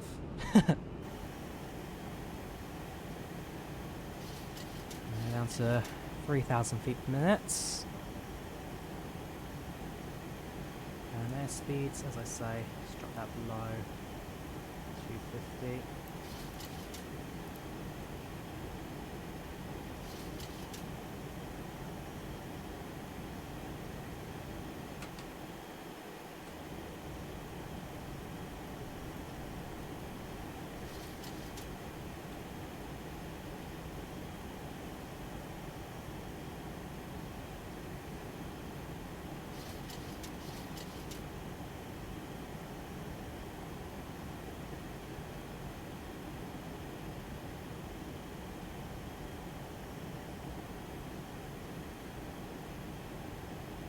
go. That's 1000.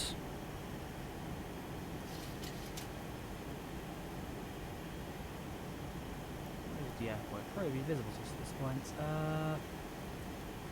an eye out for that. There's the lake end. There's the lake end.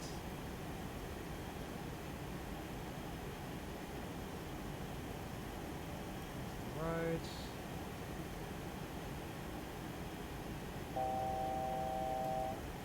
I'm not 100% sure. We'll go below that now. We'll set that down to 0. We'll set that to 1000.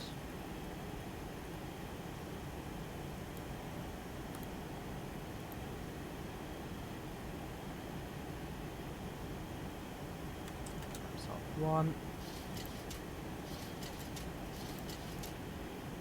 Cabin crew, 10 minutes to landing, 10 minutes.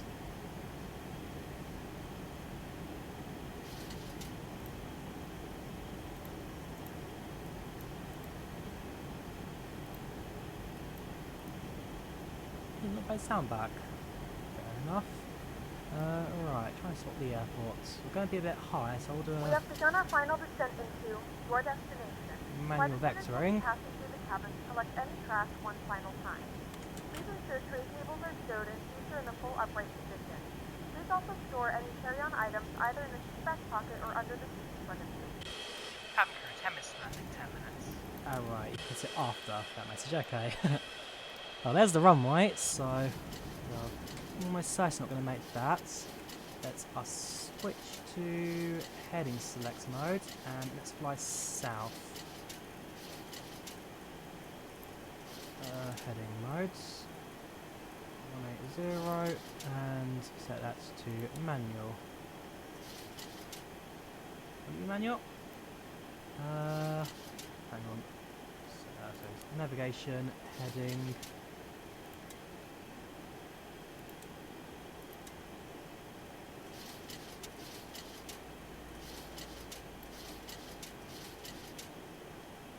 Ah, there you go, heading select, that makes sense.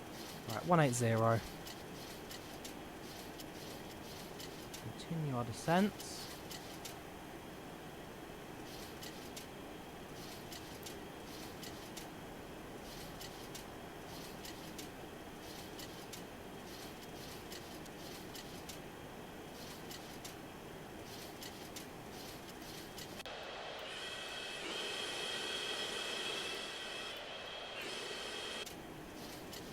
So you can tell there that my descent wasn't quite what it should have been. Probably started a bit of a 60% a bit earlier on than what I did there, but ultimately it shouldn't cause us any problems with the landing.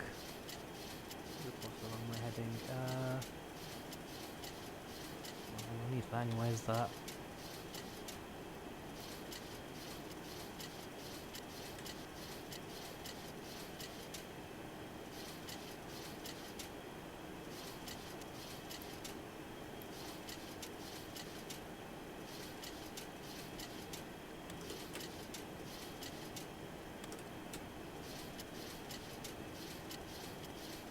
A few more flaps out, increase our rate of descent. 30 flaps landing we need at the end of that, so should be alright at 20 for now. About 15 even.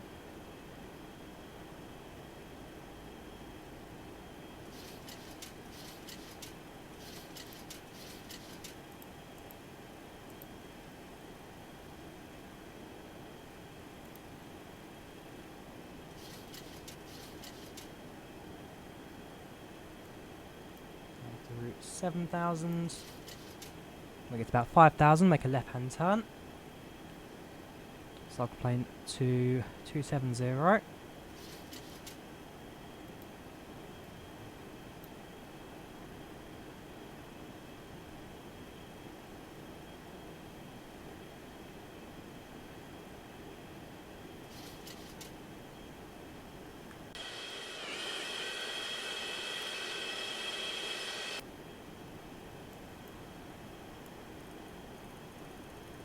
It'll be 090 even.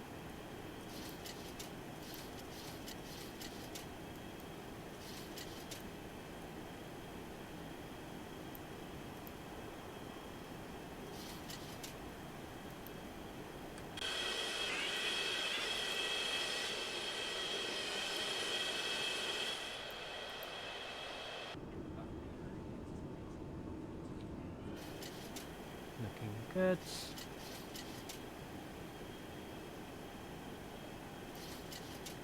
How far are we now? 9 miles. Yeah, let's get back onto the route now. So, back to GPS, back to VOR localization, back to VOR, heading select off.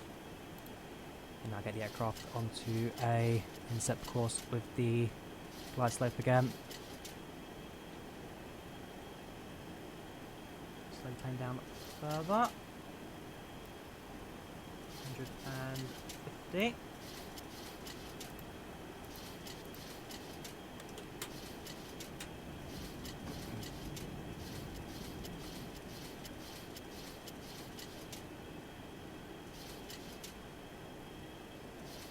Increase the throttle slightly.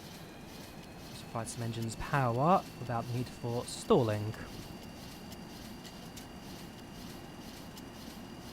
Right, that's looking a lot more better. Yeah, a lot better. The airport is somewhere over there, about 20 miles out.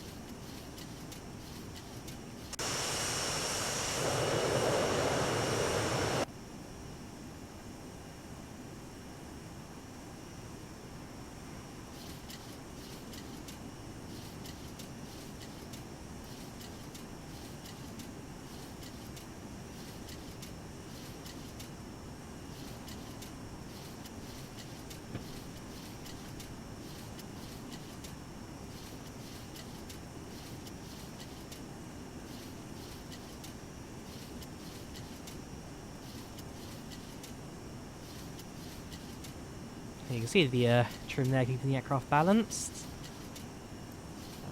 That's fine, that's fine, that's fine. We'll set the brakes to max. It's a very short runway here. 6,000 foot. And there will be a little bit of backtracking involved. Let's get the aircraft to stand.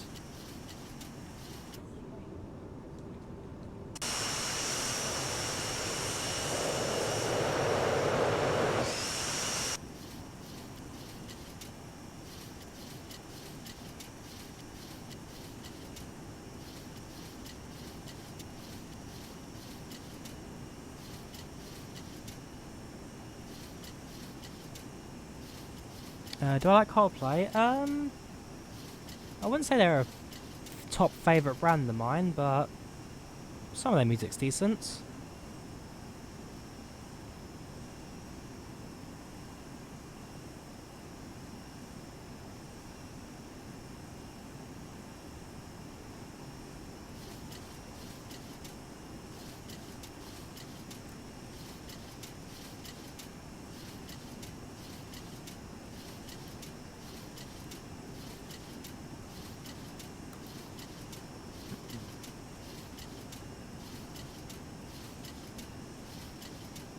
What do I listen to? Normally I'd be more rock, metal, sometimes punk. But rock and metal I'd say are my main two. There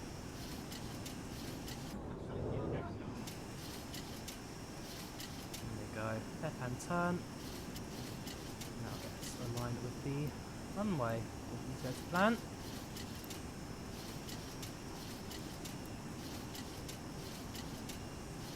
Go.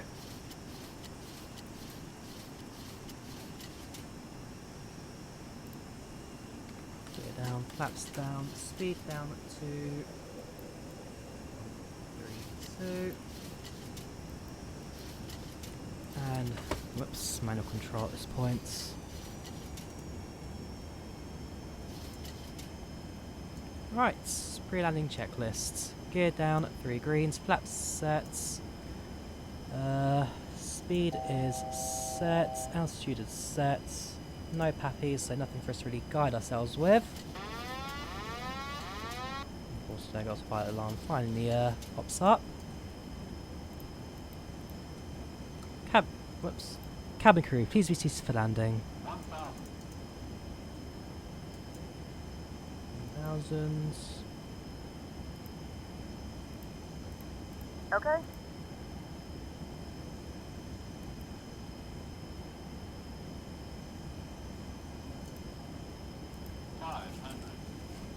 A little bit low, but we'll work around that.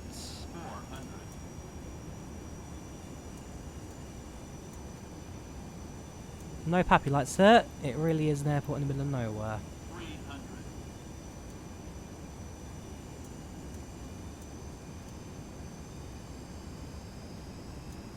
Come on. There's a 9 knot headwind, so nothing too terrible for us to deal with. There we go. 100. 50, 40, 30, 20, 10. There we go.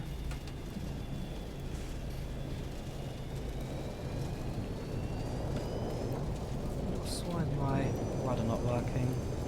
There we go. Oh, strange, my rudder didn't kick that.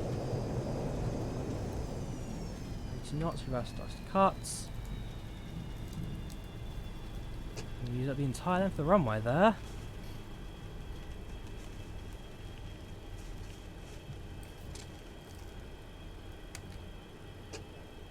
Well then. Welcome to the Grande Riviere. Ladies and gentlemen, we have reached our destination. The local time is 10 a.m., and it's currently about -degrees Celsius. You can now use your mobile devices. Please remain seated until the aircraft has come to a complete stop and the seatbelt sign is turned off. Remember to use caution when We're opening on the an active overhead runway bin now, and so items we'll to taxi secure down the at fair If this pace. is your final destination, we thank you for flying with us. If you're making a connection, we encourage you to check your itinerary to ensure a smooth continuation of your journey.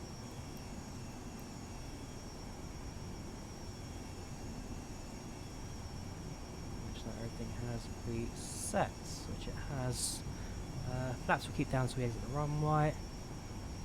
We'll then do our final clear up before setting the aircraft down for the flights.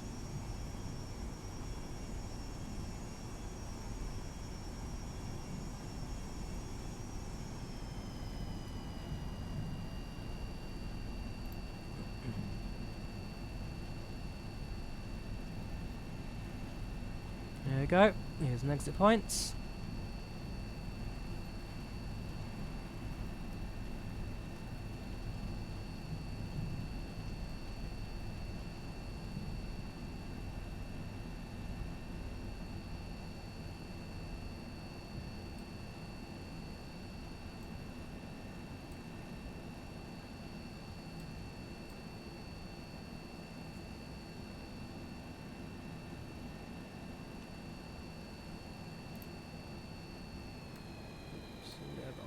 Turn that. Right. Terminal actually looks like it's going to be that building there. So no, that looks like terminal there, so we'll park in front of that. APU will start up. Also turn off the landing lights, taxi lights on, hold that down. Oops. There we go. Flaps come up.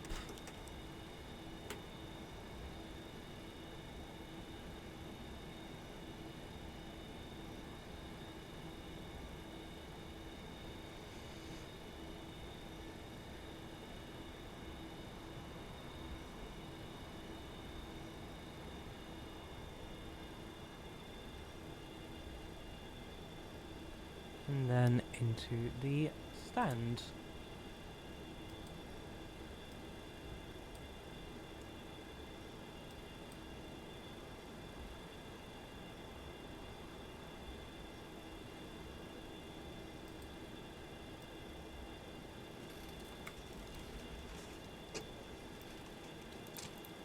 Brake set. APU is still starting up, so we'll wait a couple of minutes for that to stabilise first, and then we'll bring power to the APU and then shut down the engines. There we go. Leads off, packs off, engines off, strobe lights off.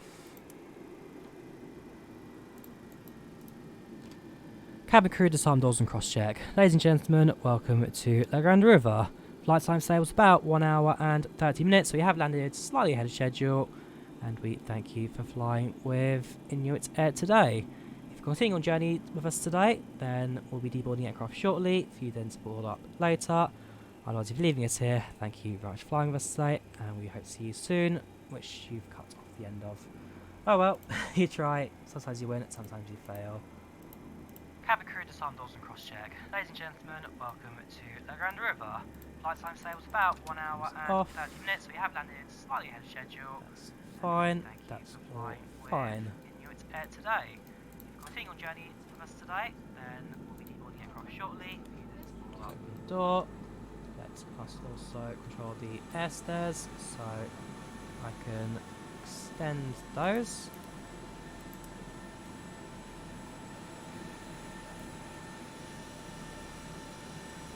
There we go. I can also connect the ground power units. So we'll go hook it up in the cockpits. That comes on, APU comes off.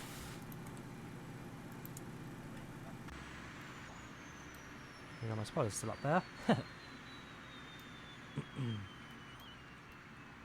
once that's down, passengers will be then ready to disembark. That looks fine.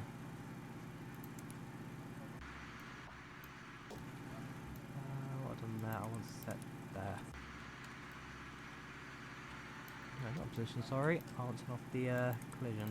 There, that makes more sense. Alright, let's tell the passengers that they can now disembark. And go through the replays. And then let's see how that all ends for us. So, let's start boarding. No promises.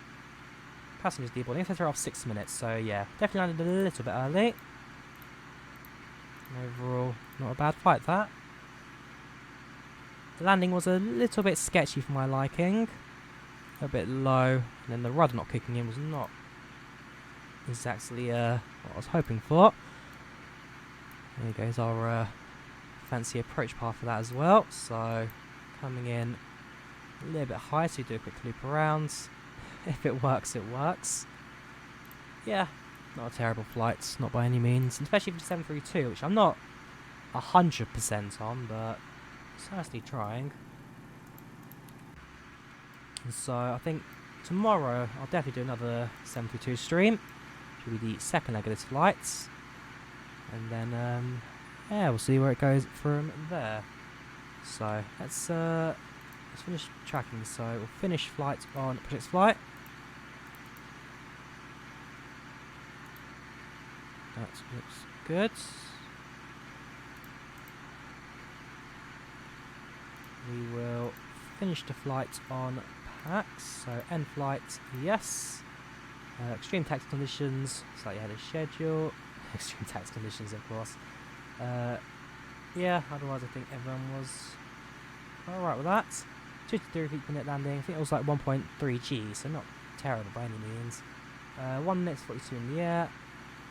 Ground arrival was 3:10. We arrived at 2:59. I think that went very well. Right, let us have a look at the replay, shall we?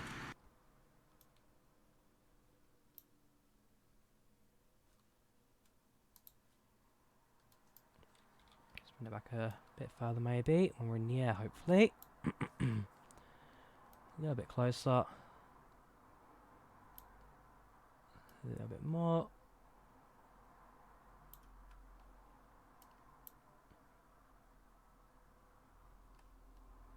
There we go. Right, so do it from the internal right-hand side view, since this is where the terminal, airport and all that is, as well as you can't see the reverse thrust in action. Clamshell lock.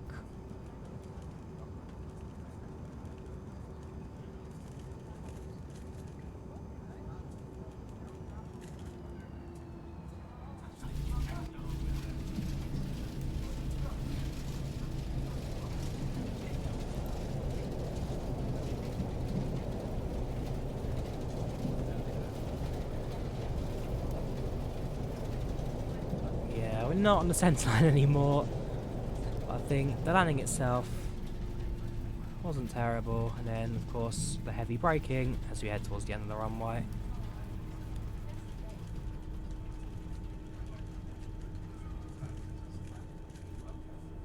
And there we go. So we'll replay again, but from the external view.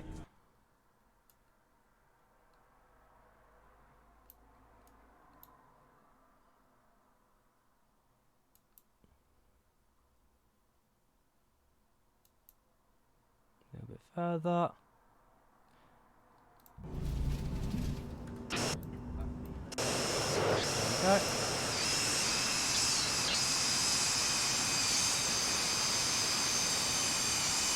Aircraft comes in. Fairly stable approach, although not on the touchdown line by any means. Nice and soft. And so drift to the right, drift to the left. My rudder won't kick in until now.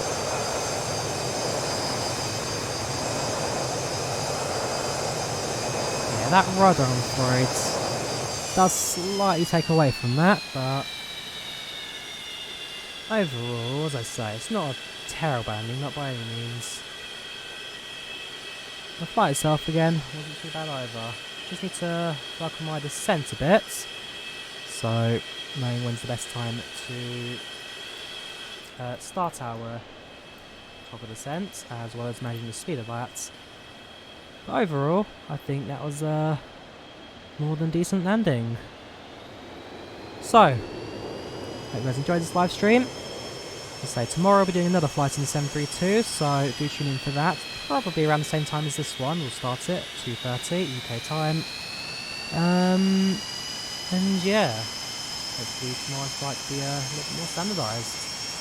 So, hope you guys enjoyed the stream. Do like it, do subscribe. And hope to see you back with us again in the very near future. Take care and goodbye.